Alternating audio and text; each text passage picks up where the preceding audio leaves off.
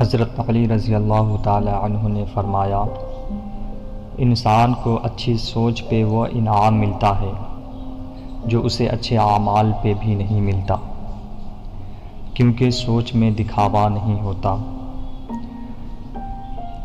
خدا سے مانگنا شجاعت ہے، اگر دے تو رحمت، اگر نہ دے تو حکمت۔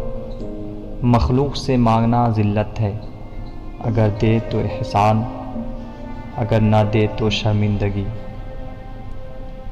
اپنا سر اونچا رکھو کہ تم کسی سے نہیں ڈرتے، لیکن اپنی نگاہیں نیچی رکھو تاکہ پتہ چلے تم ایک باعزت گھرانے سے تعلق رکھتے ہو۔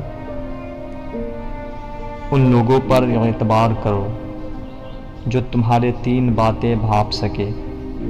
نمبر 1، تمہارے ہنسی میں پوشیدہ درد، تمہارے غصے میں تمہارا پیار، تمہاری خاموشی میں پوشیدہ وجہ۔